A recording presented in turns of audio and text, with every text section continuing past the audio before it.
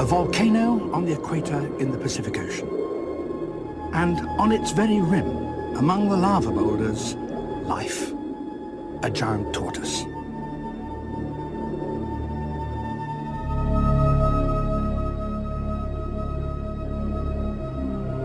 Inside another, in its very throat, an iguana climbs down the walls to lay its eggs on the floor of the crater.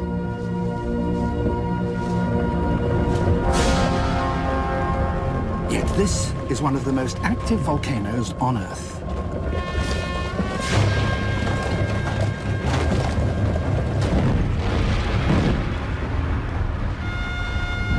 Closer to the coast, molten lava spouts from yet another vent.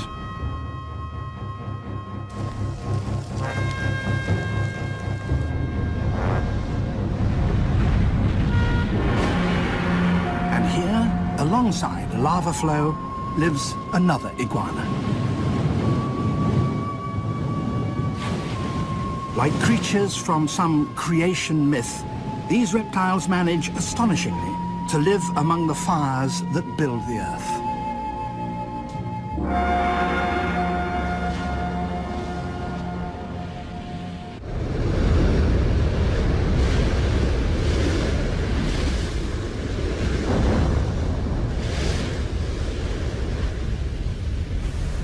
The Galapagos Islands are home to the only seagoing lizard in the world, the marine iguana.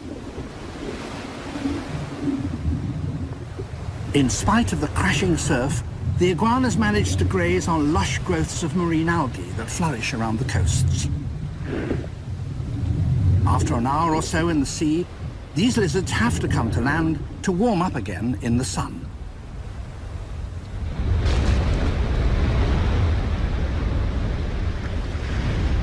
Getting ashore is not always easy.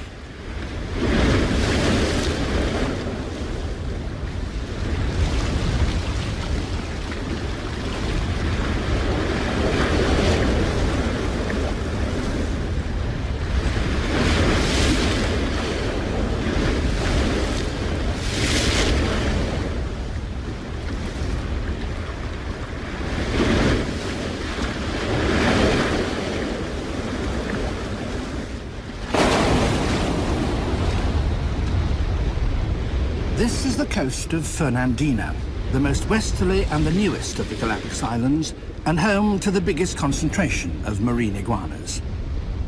It's January, the beginning of the hot season, the time for them to begin to breed. Big males roam aggressively through the herd of females, establishing their breeding territories, and that means battling with rivals.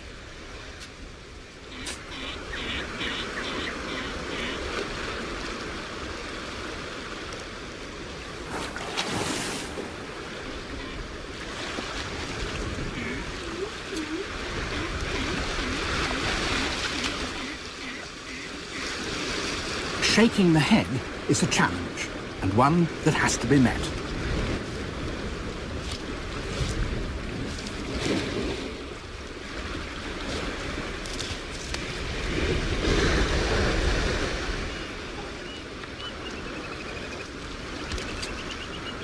While the larger males were fighting, a subordinate has moved in to mate with a female. The big male regularly surveys his territory, and he's spotted the trespasser.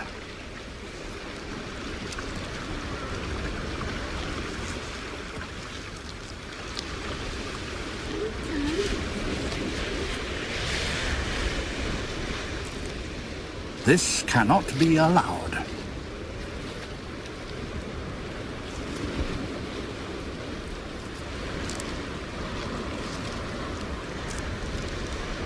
He drags the female away and carries her off to the center of his domain.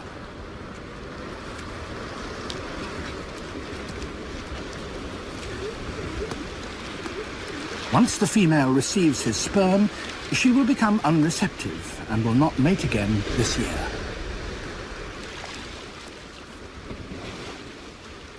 The intruder will have to try again elsewhere. The iguanas congregate in herds around the coastal areas where there's easy access to the sea. and the riches it contains.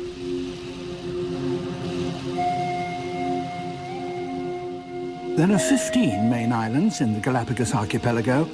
In contrast to the sea around them, they are largely barren and dominated by craters and lava fields.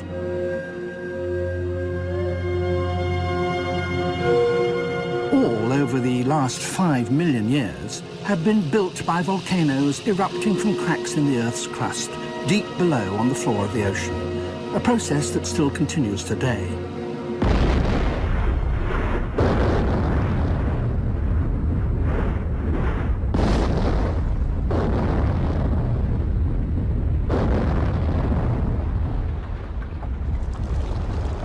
Rivers of molten rock pour down the volcano's flanks, lighting the equatorial night with their glow.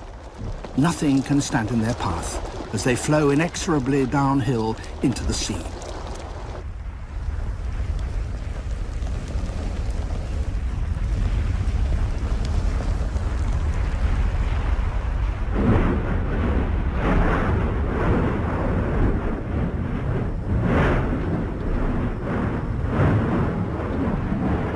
When dawn comes, it reveals that the lava has run right through a grove of Palo Santo trees, the home of a pair of Galapagos hawks and a large colony of land iguanas. Some of the survivors are making their escape across the cooling fringes of the lava, but at the cost of scorching their feet.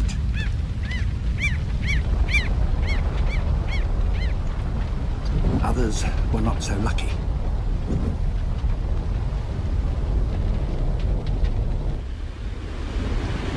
On the coast, the lava created more havoc among the wildlife. Birds lost their regular roosts, but they were able to fly to safety. Many of the marine iguanas, however, were boiled alive in the sea. Only a few escaped, and now a completely new landscape faces them and the flightless cormorants. It's February. On a nearby beach, the female marine iguanas are digging holes. 4 weeks ago, they had mated, and now it's time to lay their eggs.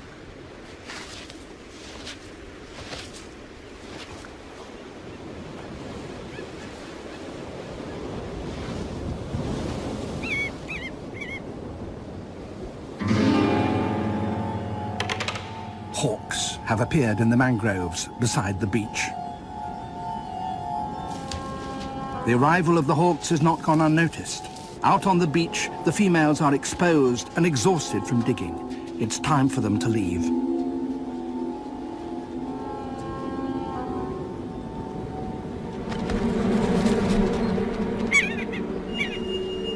As the hawks take off, the female iguanas run for a place where they'll be safe, the sea.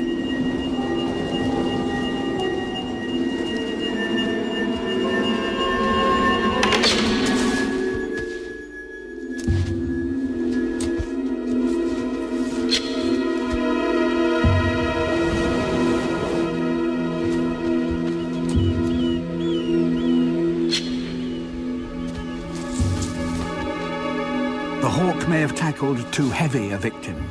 The outcome is by no means a foregone conclusion.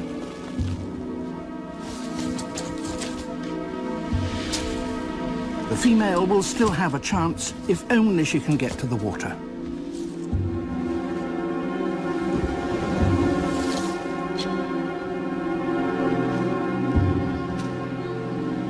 And finally, the hawk gives up, but the iguana is dead.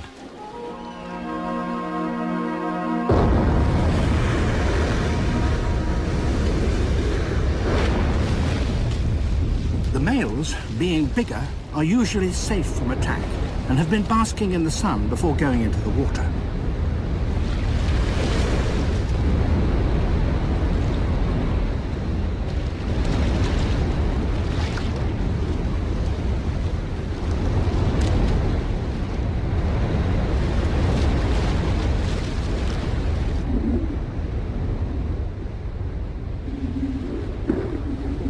They have particularly long claws that enable them to cling to the rocks and resist the pull of the swell, as they rip off the algae.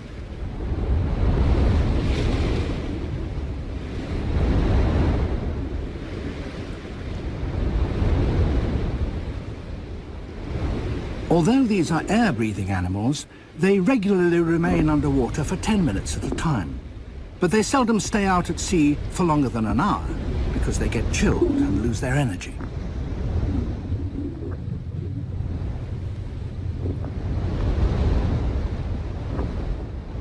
Little wrasse swim alongside them, gathering the small creatures disturbed as the algae is pulled up.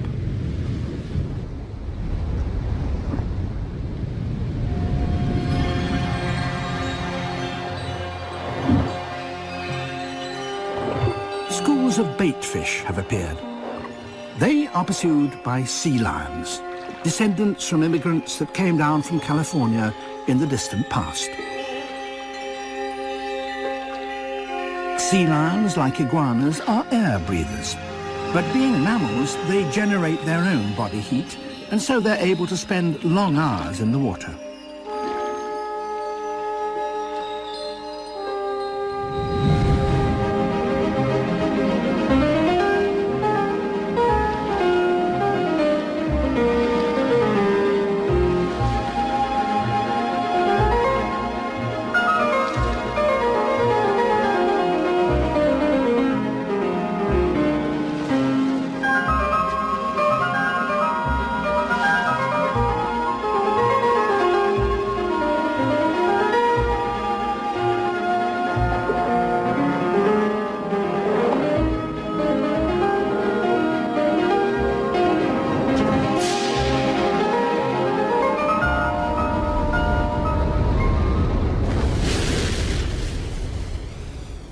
March, and warmer waters flow down from the north, raising the temperature of the sea. Evaporation from the ocean's surface increases, and clouds build up above the islands.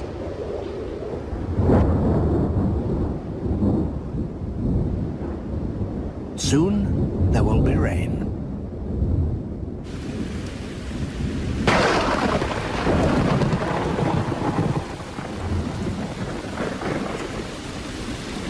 All the inhabitants of the Galapagos seem to appreciate the refreshment that it brings.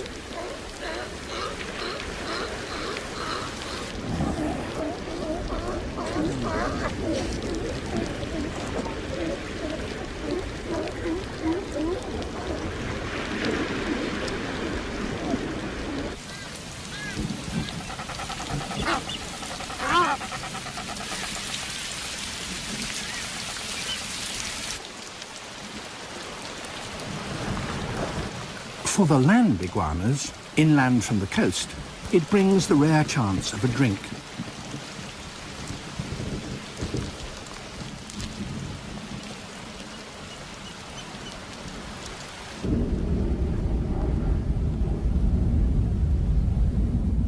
Isabella, the largest of the islands, has had rain for several weeks, and pools have formed on the floor of its central volcano, Alcedo. The giant tortoises take in gallons and store it in their bladders as a reserve for the droughts ahead. The hawks are beginning their courtship flights.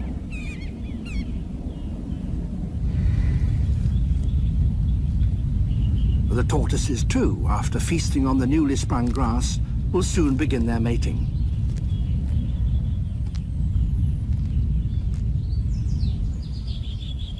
The males are all somewhat bigger than their mates, but this one has picked a particularly diminutive partner.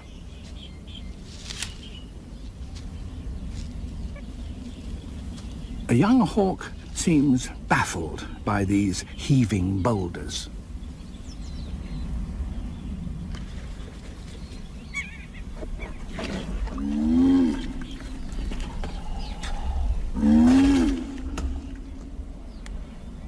It's a tricky and apparently exhausting business, and the groans of the males carry for miles, echoing around the crater.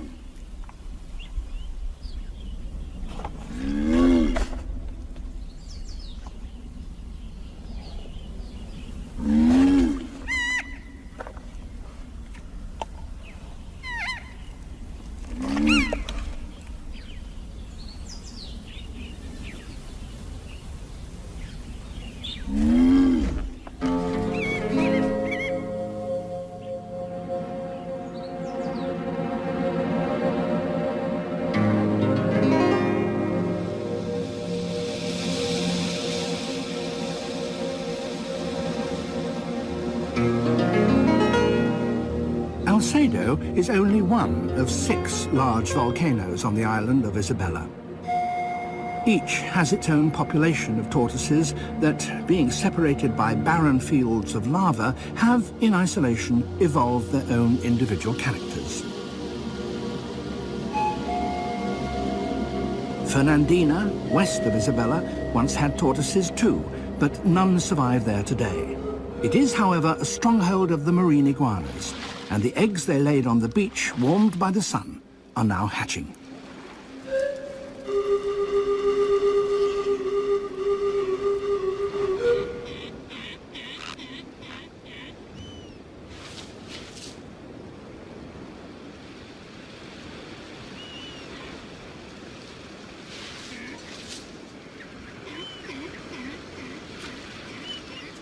For the great blue heron, this is a good time.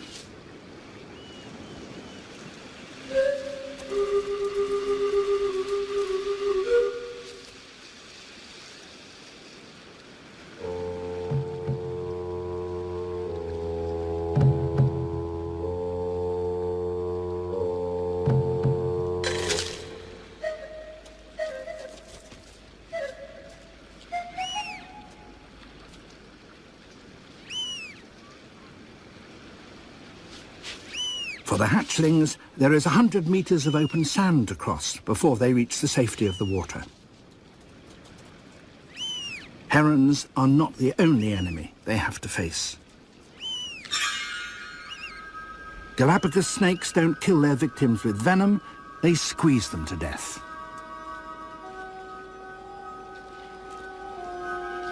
But first, they have to catch them.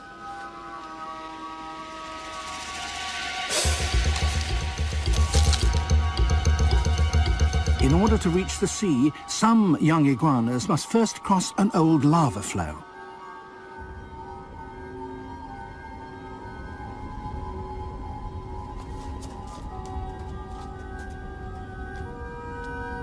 The snakes know this, and several of them are there, waiting in ambush.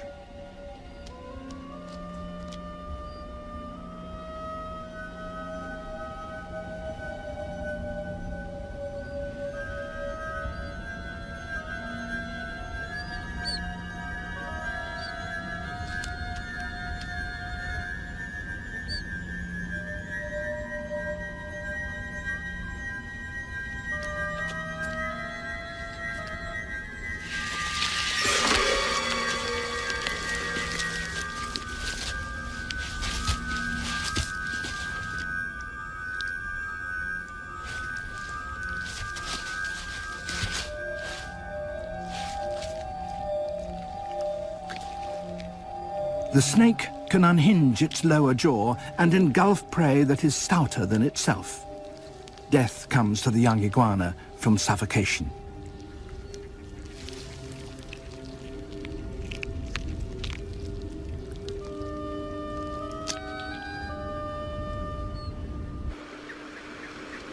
Some iguanas find safety in deep cracks that have formed in the lava.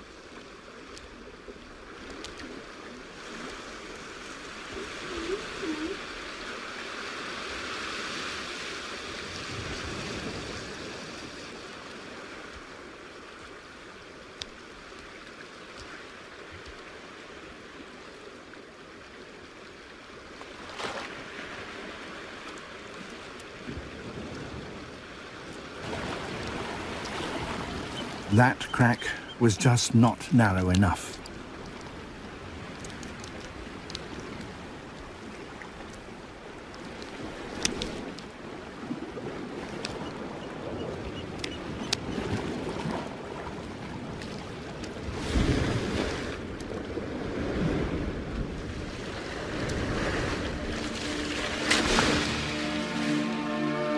The ancestral iguanas are thought to have arrived in the Galapagos as involuntary passengers from South America, on floating vegetation several million years ago. And while one branch of their descendants stayed beside the sea, another took to the hills.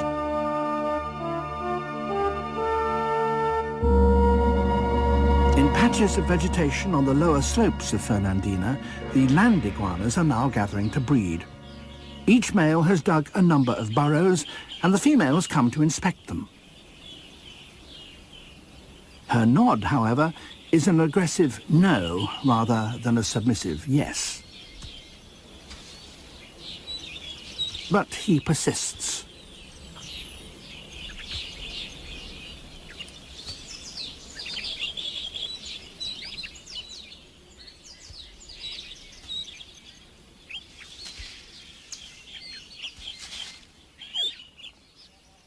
Now she seems almost indifferent to him. She allows a mockingbird to clean her by picking off dead bits of her skin, which it then eats.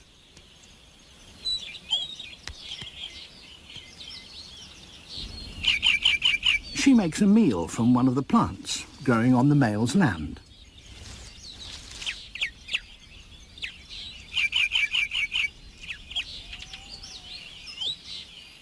He's beginning to lose patience.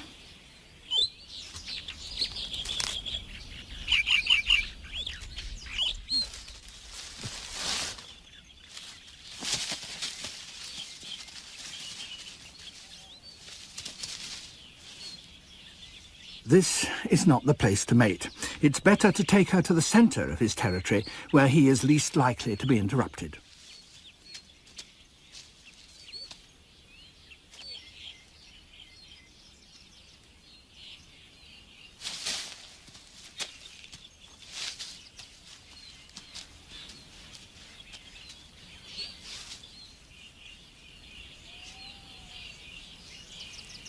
His contribution to the partnership is almost finished. When they separate, he'll stay here and wait for another female to turn up. But her labours are only just beginning. For now she sets off on a quite extraordinary journey. She starts to ascend the flanks of Fernandina, going up towards the crater. She'll have to climb up to 1,500 meters above sea level, and the journey to the top will take her 10 days or more.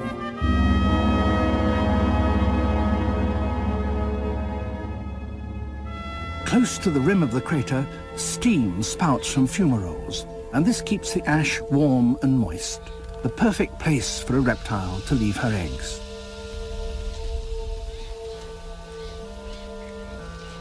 She follows a well-worn path up to the nesting ground. Hundreds have already been this way in the last week or so.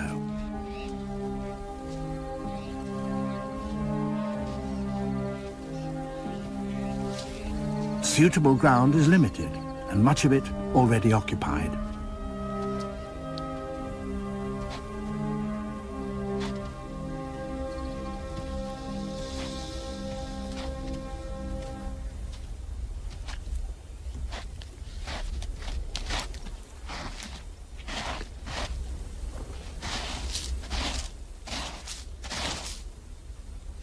She spots an area that seems vacant.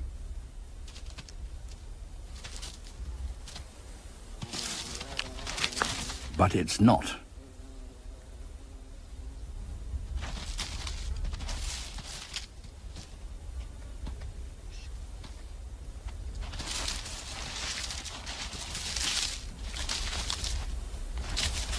There seems to be no room for her here.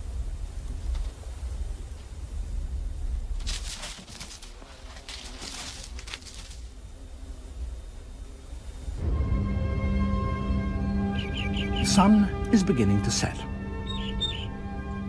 At this altitude, the nights can be very cold, and that's bad for a reptile. She has to find shelter.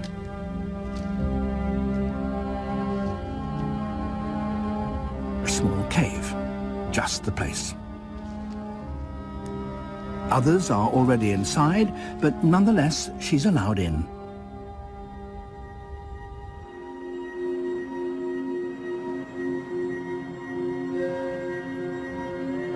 The temperature begins to fall dangerously. But steam, percolating from below, keeps the dormitory snugly warm.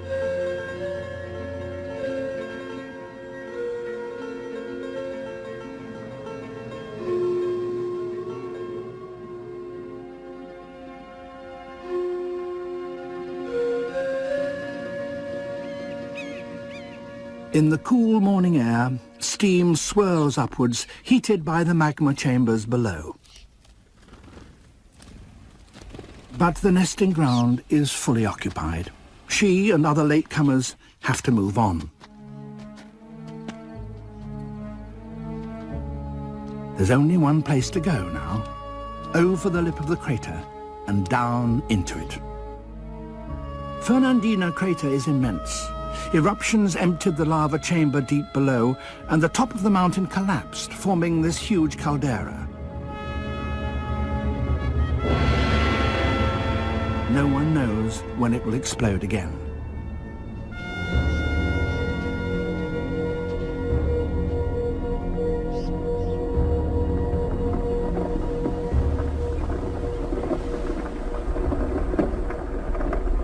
The walls of the crater have not yet stabilized after the last eruption and are continually collapsing.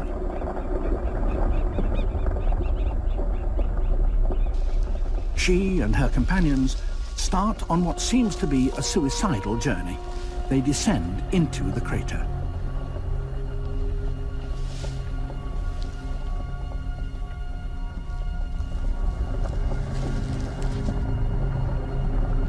The crater floor is almost a kilometer below.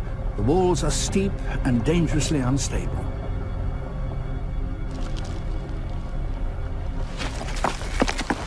The slightest disturbance can send tons of rocks hurtling downwards, and each year the iguanas have to find new paths down.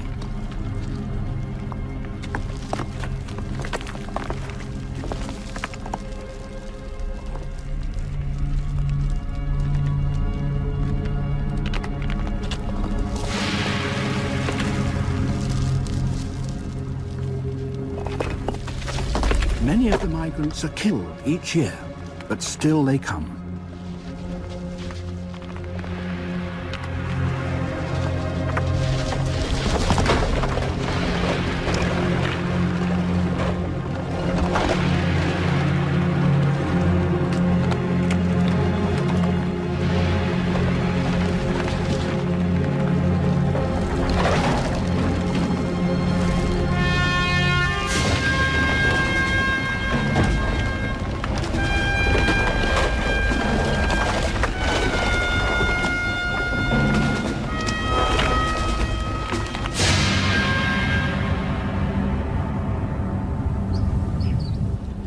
At last, they reach the crater floor.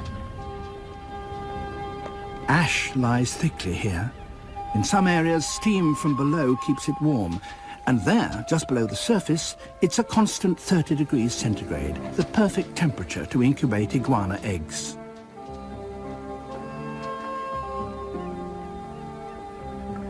There is more room down here. But any attempt to dig in a place that might disturb the eggs that have already been buried there will lead to violence. She must be cautious.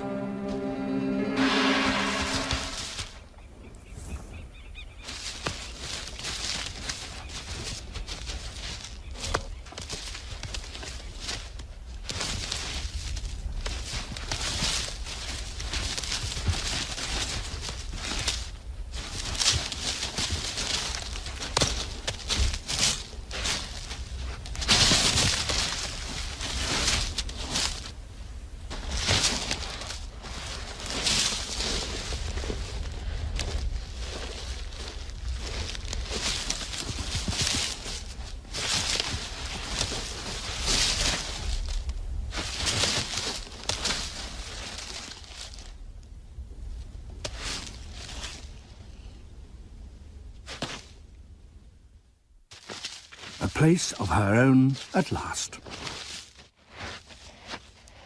Even after all this, there is no certainty of success. Some years an eruption will destroy all the eggs. Nor are the females' labours yet over.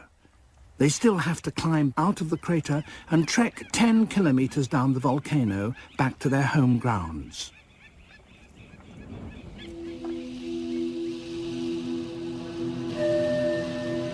July brings relief from the hot season. Trade winds from the southeast drive cool air up the sides of the volcano, and the moisture they carry condenses into low-lying fog. This is the Garua. For the next 6 months, these mists will be the only source of moisture on the islands. 25 kilometres to the east of Fernandina lies the Alcedo volcano. There, the arrival of the Garua is a signal for the tortoises in the crater to climb up to the rim and collect the liquid the mists bring.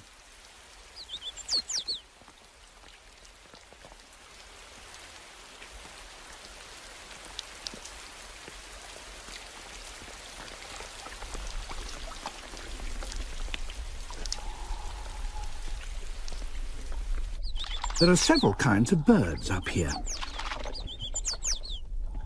A finch collects ticks from the tortoises, just as mockingbirds pick skin from the iguanas.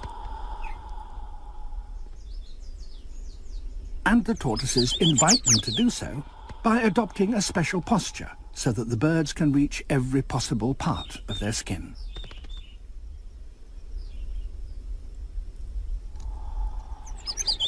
Tortoises, after all, can't scratch themselves.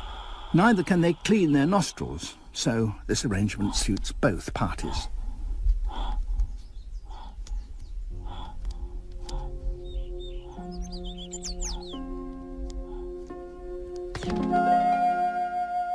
In the western part of the archipelago, the Garua sweeps around the slopes of Fernandina and over the lava fields, blocking out the sun for several hours each morning.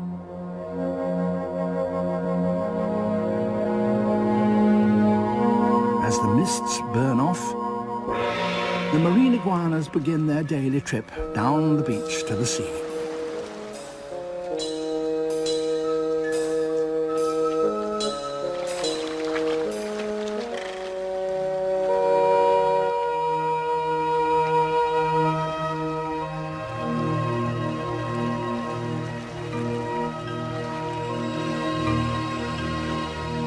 At this time of the year, cool currents sweep in from the coast of South America, 1,000 kilometers away to the east, and cold, rich waters from the Central Pacific often well up from the depths, producing lush growths of marine algae.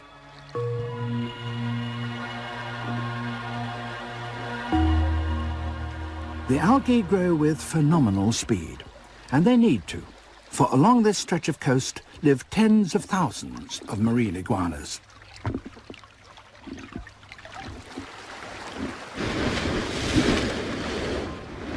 The hatchlings are now 3 months old, and they feed on the algae exposed on the rocks at low tide.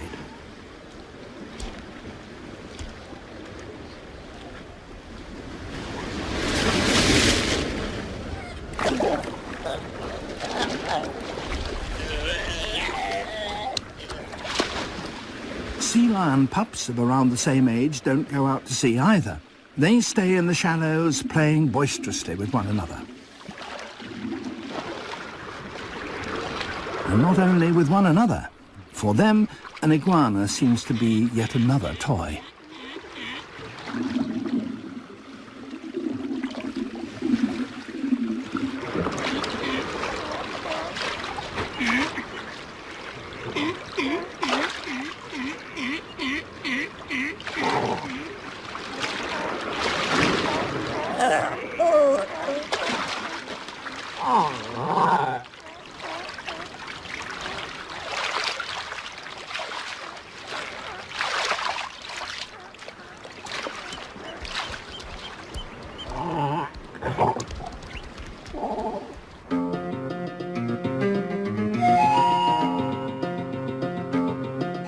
By the early afternoon, most of the iguanas have finished grazing and are sunbathing to get the heat they need to be able to digest their meals.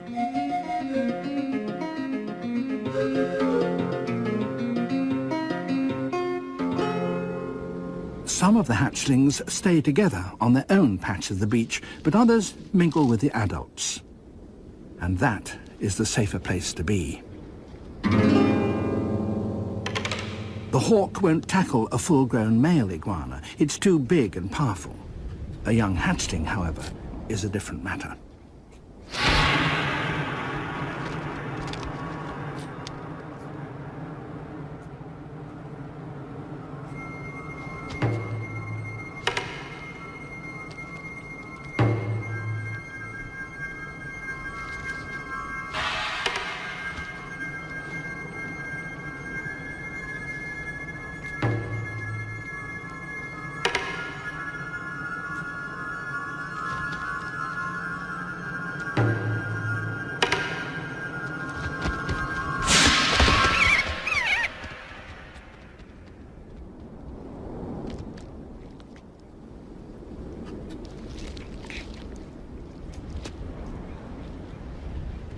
A young reptile dies, and a young bird is kept alive. For this is also the time that the Galapagos hawk breeds.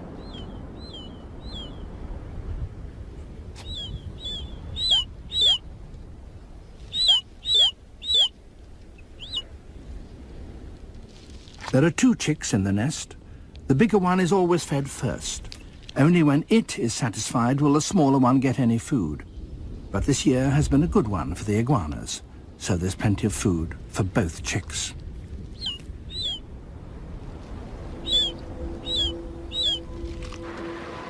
Back on the coast, the sea lions too are giving birth.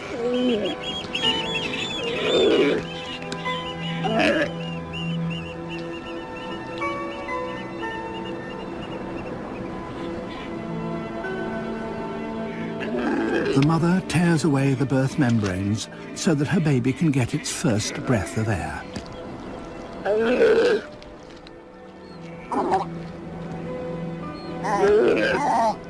As it breathes, so it calls. And that is vitally important, for the two must learn to recognize the sound of one another's voices and so be able to find one another in days to come.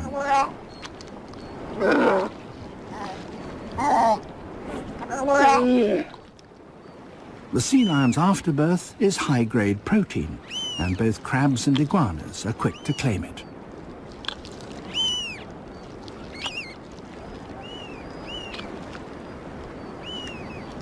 The rich, upwelling nutrients along the coast stimulate the boobies to begin their courtship.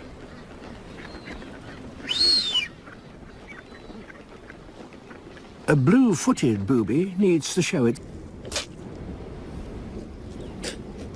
As the iguanas settle down to sleep, they continually spurt liquid from their noses.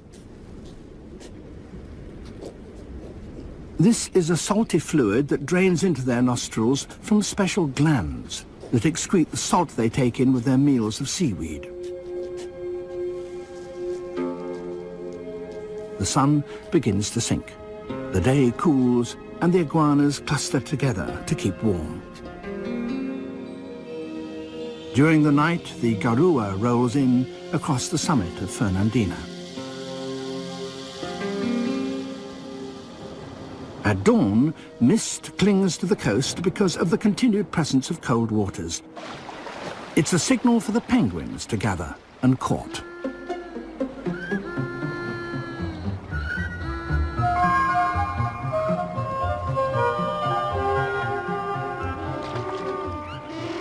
Like the bluefoots, penguins only breed when food is plentiful. And it has arrived. The rich waters along the coast have attracted huge swarms of baitfish.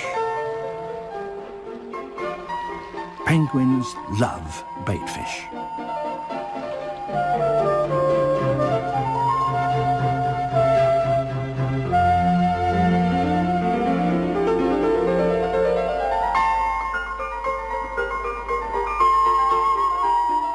One of their tactics is to drive a shoal into shallow water where there's less room for the fish to maneuver.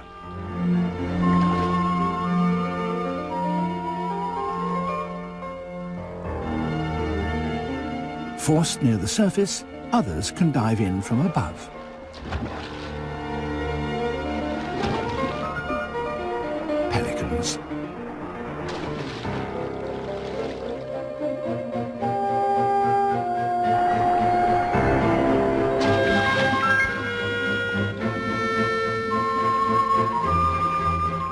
beaks and swallow their catch without being pestered by penguins. But now there are others to trouble them. Noddy terns.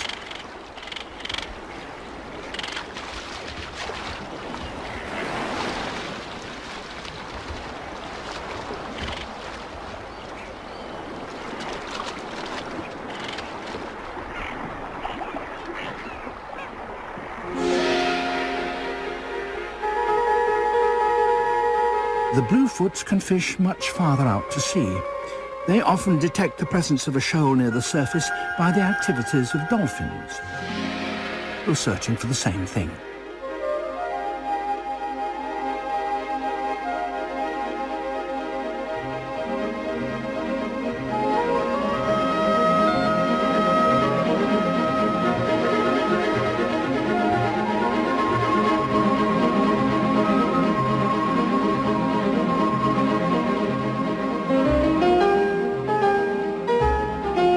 The sea lions also follow dolphins.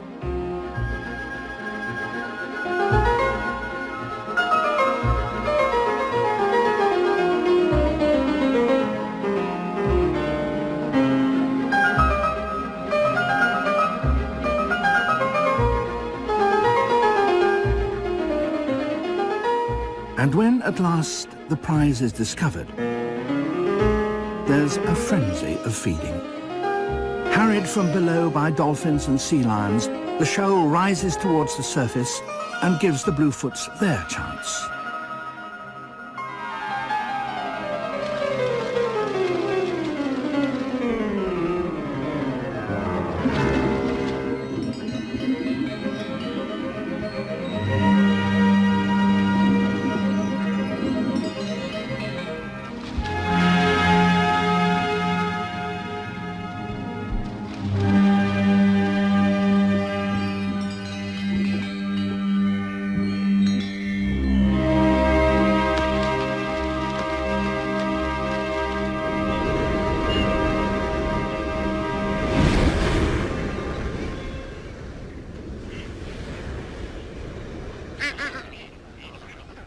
Back on the cliffs, the young bluefoots are exercising the wings they've not yet used and playing with the marine iguanas.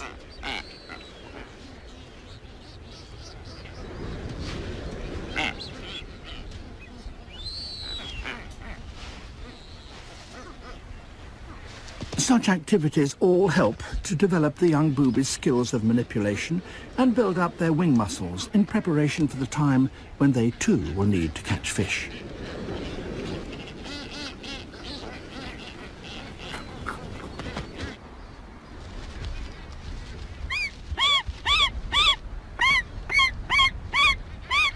The hawk chicks, well nourished on their diet of young iguanas, are now 2 months old and almost ready to fly, eager doubtless to go and find food for themselves.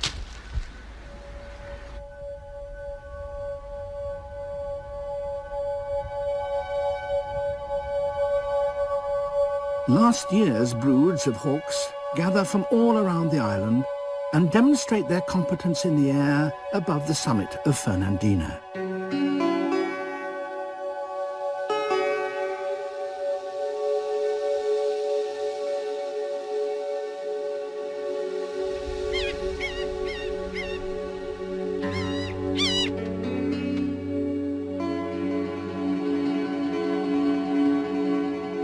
They're keeping a sharp eye on the floor of the crater below, for their biggest feast of the year is about to begin.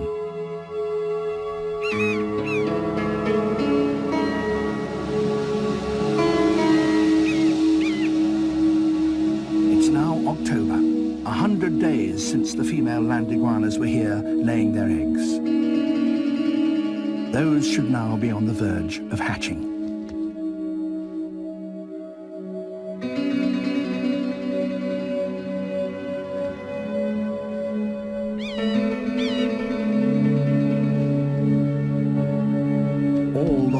Are aware of what is about to happen, and all are determined to claim their share. The first of the hatchlings emerges. Though totally inexperienced, they obviously sense the danger posed by the hawks.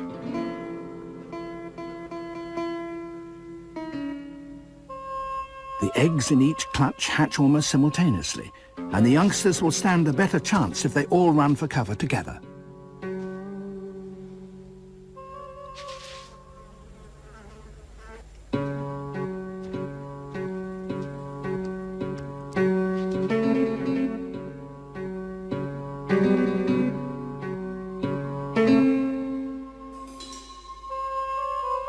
One decides to make a break for it.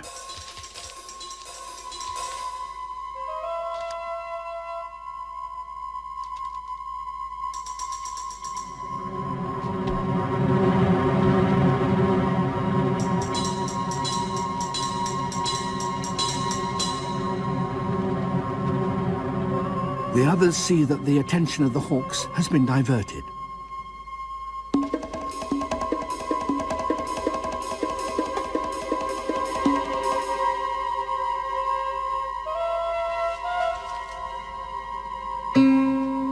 It's hot work waiting around. The ash is now 50 degrees centigrade.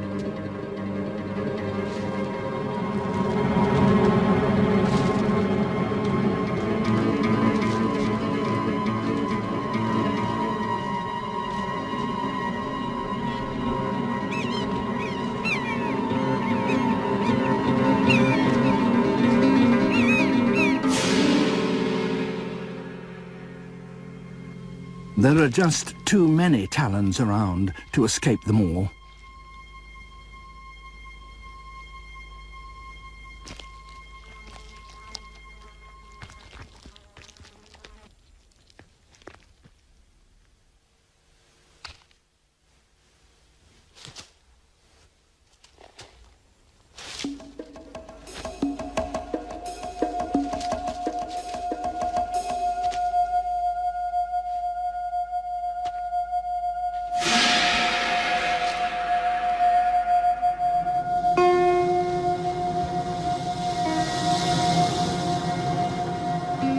Once they reach the crater wall, there is more cover, but the hawks can still outwit them.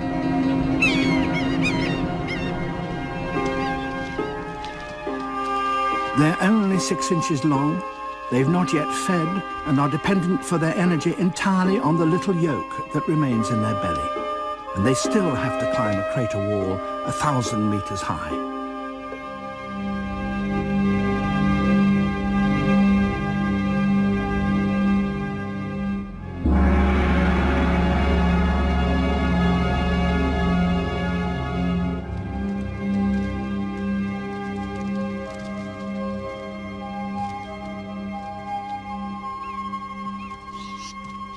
The rim of the crater at last. But this is only a brief triumph. Neither the journey nor its dangers are over yet. A short distance below is the steaming fumarole and nesting area, which their mothers passed 3 months earlier on their way into the caldera. Up to a dozen snakes have gathered here. Some slither into the burrows where the females had laid their eggs, listening for the vibrations made by hatching iguanas as they dig their way up to the surface.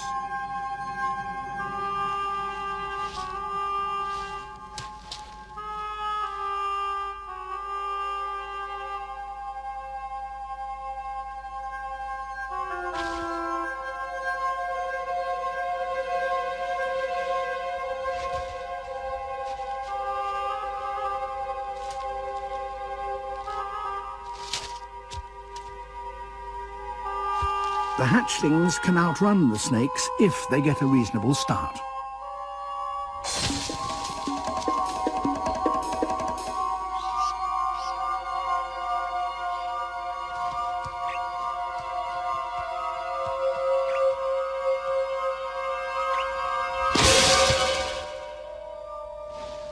But the snakes are everywhere.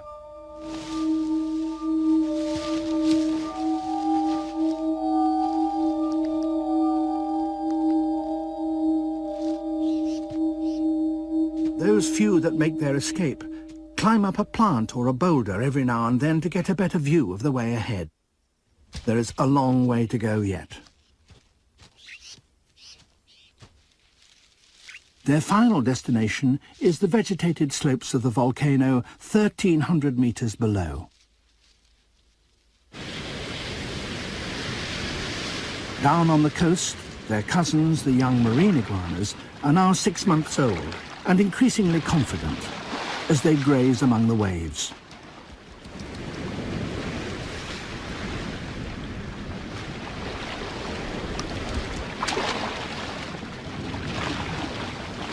It will be several years yet before they're big enough and strong enough to join their parents cropping on the sea floor.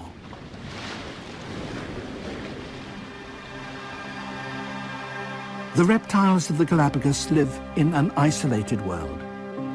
But it's no island paradise. They're surrounded at all times by danger from the land, the sea, and the sky. The very rocks they live on regularly split apart and erupt fire. But it's these very perils and privations that have changed and refined these species to such a degree that today there are no other creatures anywhere else in the world like the dragons of the Galapagos.